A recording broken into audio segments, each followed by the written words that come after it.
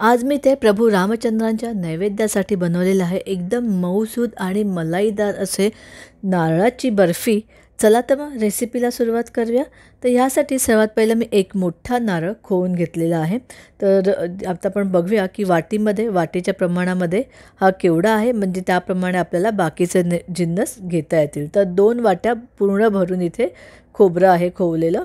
तर आता आपल्याला ही बर्फी बनवतो आहे, त्यामुळे आपल्याला ना त्याचं जे टेक्स्चर आहे ना ते एकदम छान सॉफ्ट आणि मऊसूद हवं आहे. म्हणून हे खवलेलं खोबरं आहे ना ते मी मिक्सरमधून थोडंसं हलकंसं फिरवून घेणार आहे, म्हणजे ते अगदी छान स्मूथ असं होईल. तुम्ही बघू शकता अगदी छान हे बारीक झालेलं आहे. आणि आता आपण अशाच प्रकारे दुसरी वाटी जी आहे ना ती दुसरी बॅचसुद्धा आपण मिक्सरमधून बारीक करून घेऊया. आता आपलं हे सर्व खोबरं छान बारीक झालेलं आहे आणि ह्यामुळेच आपल्या बर्फीला एकदम मस्त असं ना स्मूथ आणि एकदम छान असं टेक्स्चर येणार आहे.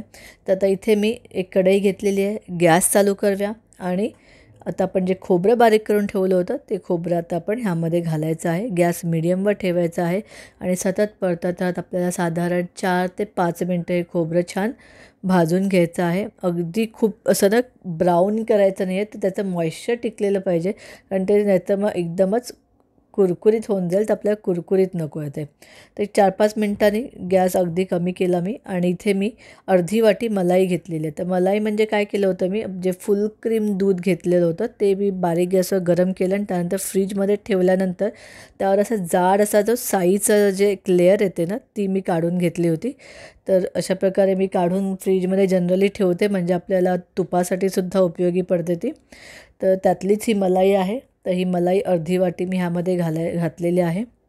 जर का तुमच्याकडे मलाई नसेल, तुमच्या फ्रेश क्रीम असेल जे मार्केटमध्ये अवेलेबल असतं ते घालू शकता, नाहीतर मग मिल्क पावडरसुद्धा तुम्ही ह्याबदली घालू शकता.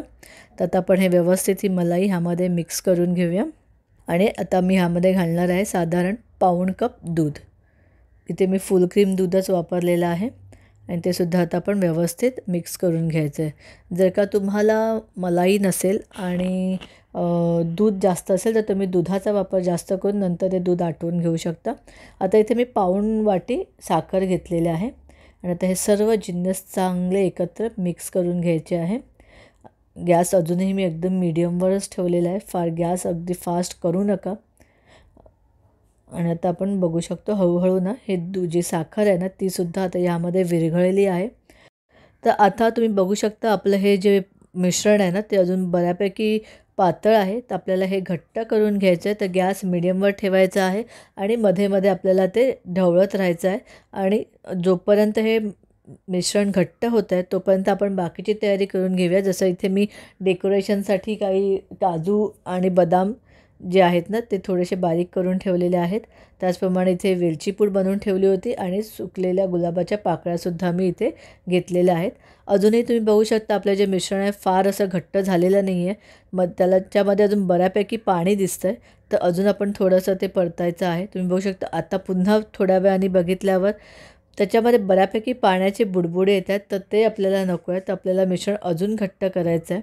तर ह्यामध्ये मी साधारण अर्धा टीस्पून वेलची पूड घेतलेली आहे, ती आपण ह्यामध्ये चांगले मिक्स करून घ्यायचे आणि पुन्हा हे मिश्रण पुन्हा थोडंसं परतून घ्यायचं. तर ह्या स्टेजला आपल्याला गॅस एकदम लोवर करायचा आहे, नाहीतर मग हे मिश्रण खाली कढईला लागू शकतं. आता तुम्ही बघू शकता ज्यावेळेला मी त्यामधून असा चमचा फिरवते तेव्हा ते मिश्रण जवळ येत नाही आहे आणि बऱ्यापैकी पाण्याचे बुडबुडेसुद्धा आता कमी झालेले आहेत. गॅस आता मी बंद केलेला आहे.